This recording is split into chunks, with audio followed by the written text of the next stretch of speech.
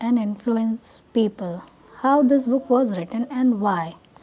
During the first 35 years of the 20th century, the publishing houses of America printed more than a fifth of a million different books.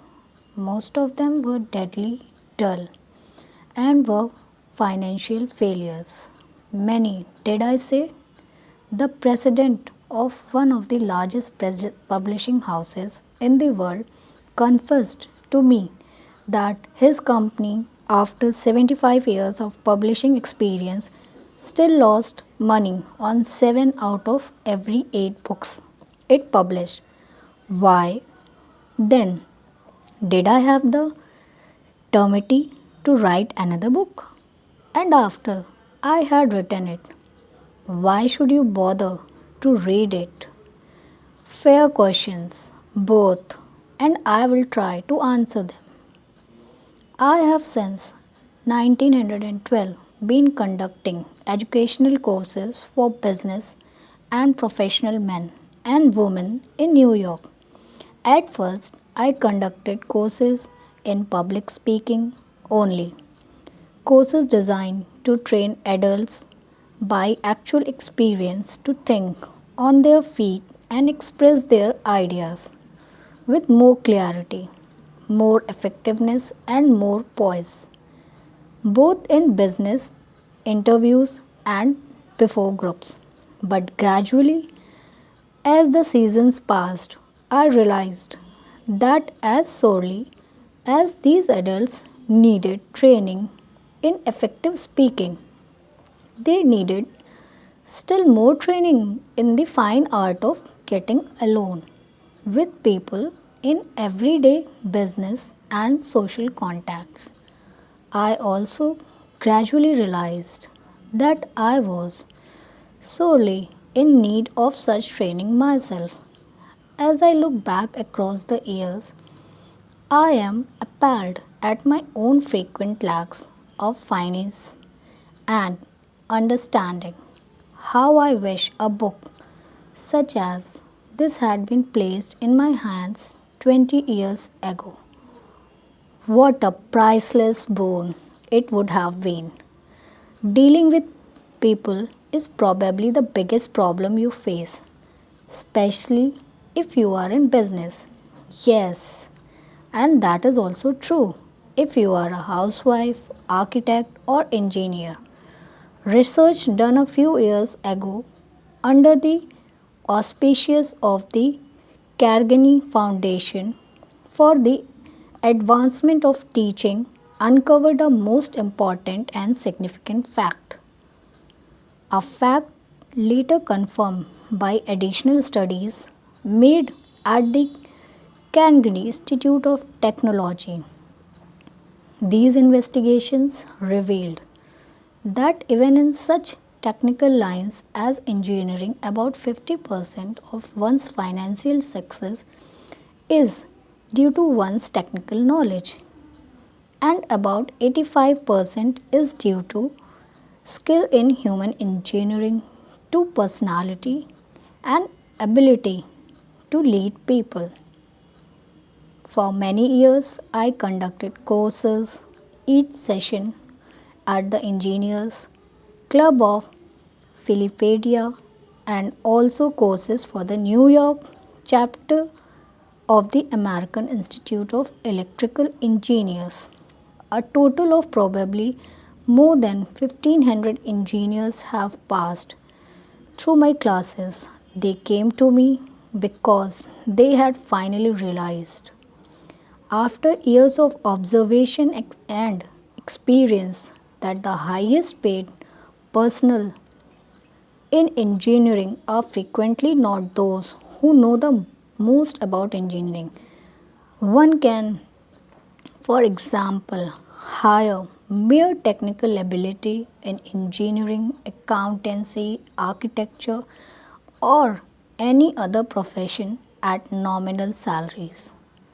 But the person who has technical knowledge plus the ability to express ideas, to assume leadership, and to arouse enthusiasm among people that person is headed for higher earning power.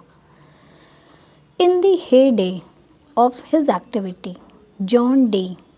Rockefeller said that the ability to deal with people is a purchasable commodity as sugar or coffee. And I will pay more for that ability, said John D., than for any other under the sun. Wouldn't you suppose that every college in the land would conduct courses to develop the highest priced ability under the sun? But if there is just one practical common sense course of that kind given for adults in even one college in the land, it has escaped my attention up to the present writing. The University of Chicago and the United YMCA schools conducted a survey to determine what adults want to study. That survey cost $25,000 and took 2 years. The last part of the survey was made in Meriden, Connecticut. It had been chosen as a typical American town. Every adult in Meriden was interviewed and requested to answer 156 questions. Questions such as what is your business or profession, your education, how do you spend your spare time, what is your income, your hobbies, your ambitions, your problems, what subjects are you most interested in studying, and so on. That survey revealed that health is the prime interest of adults and their second interest is people. How to understand and get along with people, and how to make people like you, and how to win others to your way of thinking. So, the committee conducting this resolved to conduct such a course for adults in Meriden. They searched diligently for a practical textbook on the subject and found not one. Finally, they approached one of the world's outstanding authorities on adult education and asked if he knew of any book that met the needs of this group. No, he replied, I know that those adults want, but the book they need has never been written. I knew from experience that this statement was true, for I myself had been searching for years to discover a practical working handbook on human relations. Since no such book existed, I have tried to write one for use in many own courses, and here it is. I hope you like it.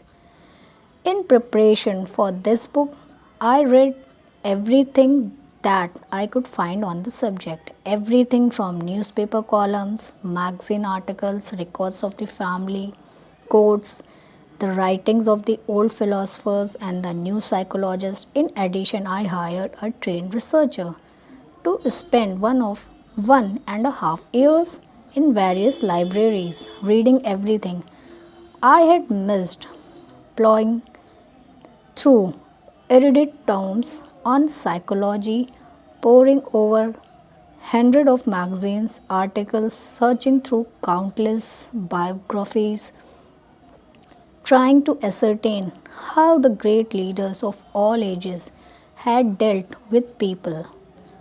We read their biographies. We read all the life stories of all great leaders from Julius Caesar to Thomas Edison. I recall that we read over 100 biographies of Theodore Roosevelt alone. We were determined to spare no time, no expense to discover every practical idea that anyone had ever used throughout the ages for winning friends and influencing people. I personally interviewed scores of successful people, some of them world famous inventors like Marconi and Edison, political leaders like Franklin D. Roosevelt and James Fairley, business leaders like Ondi Young, movie stars like Clark Gable and Mary Pickford, and explorers like Martin Johnson, and tried to discover the techniques they used in human relations. From all this material, I prepared a short talk. I called it How to Win Friends and Influence People. I say, in short, it was short in the beginning, but it soon expanded to a lecture that consumed 1 hour 30 minutes. For years, I gave this talk each session to the adults in the Carnegie Institute courses in New York.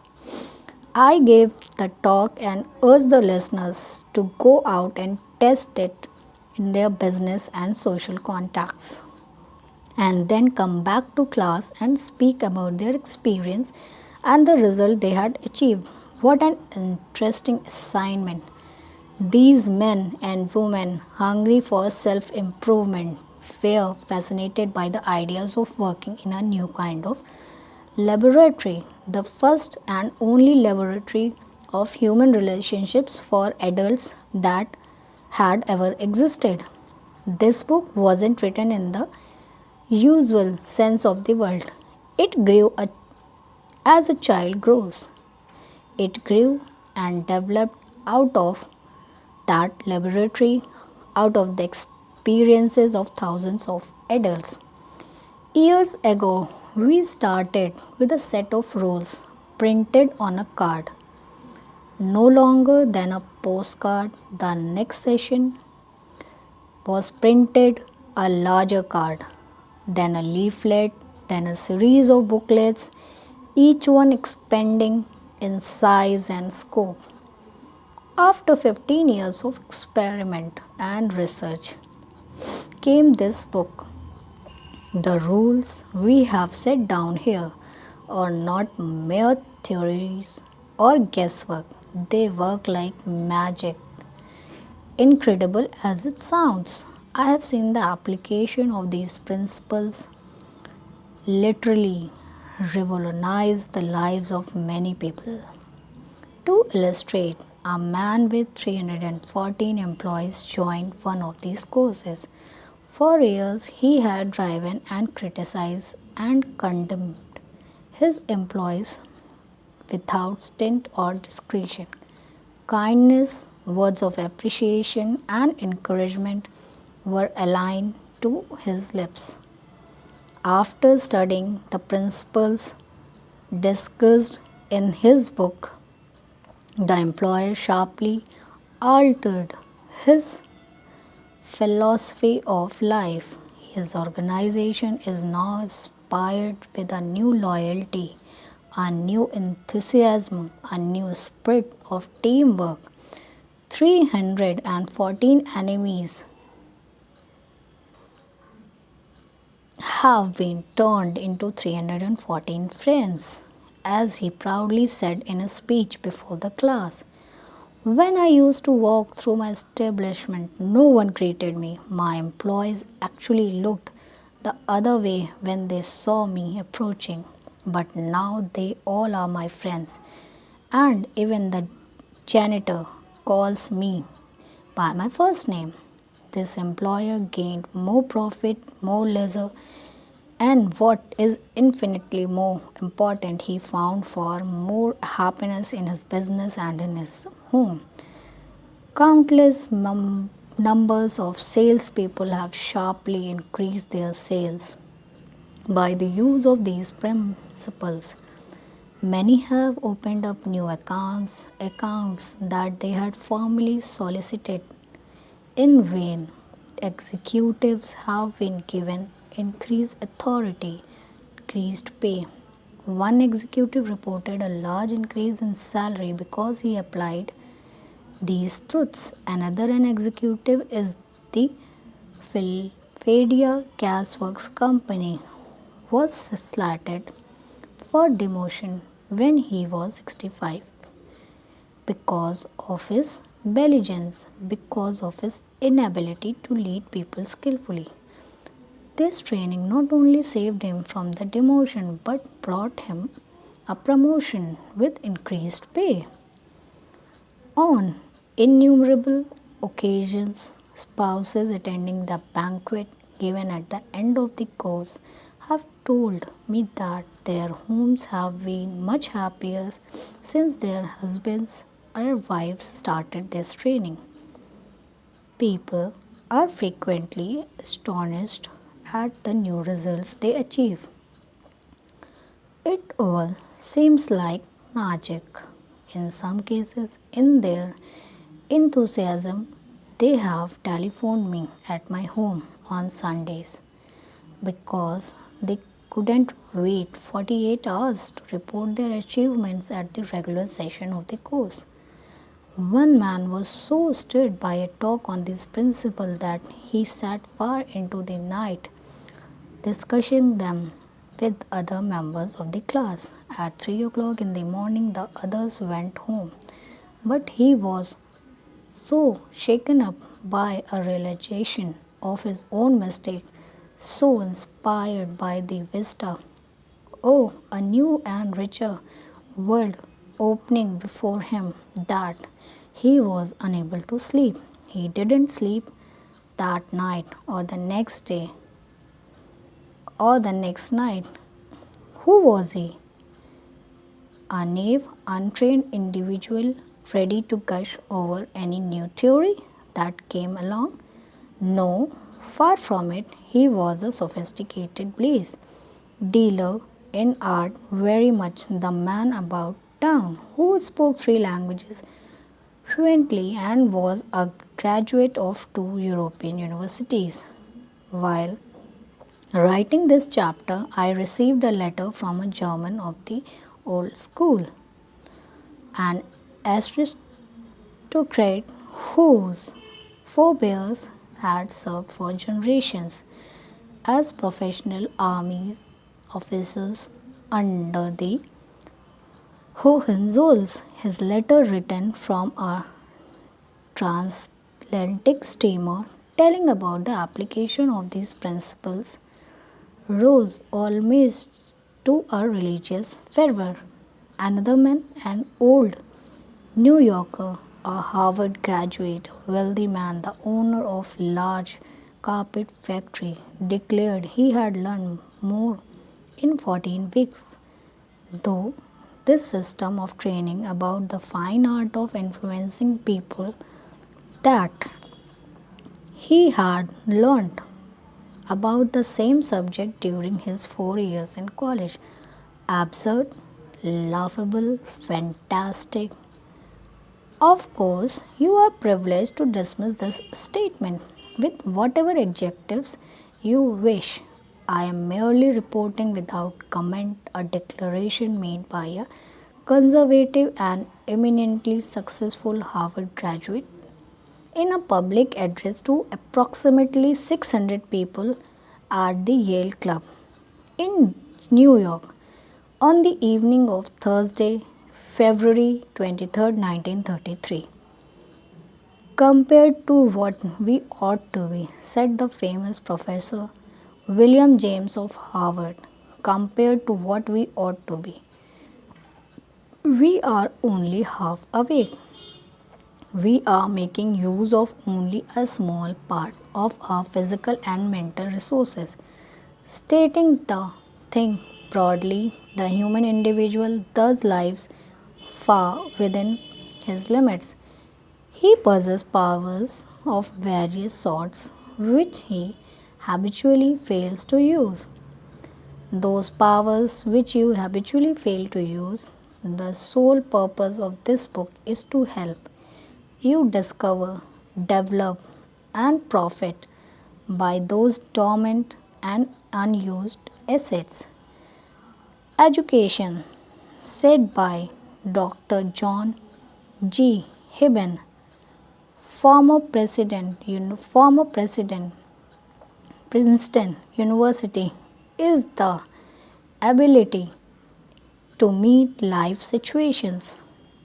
If by the time you have finished reading the first three chapters of this book, if you aren't then a little better equipped to meet life situations, then I shall consider this book to be a total failure. So, as far as you are concerned, for the great aim of education, said Herbert Spencer, is not knowledge but action. And this is an action book. Dale Carnegie, 1936.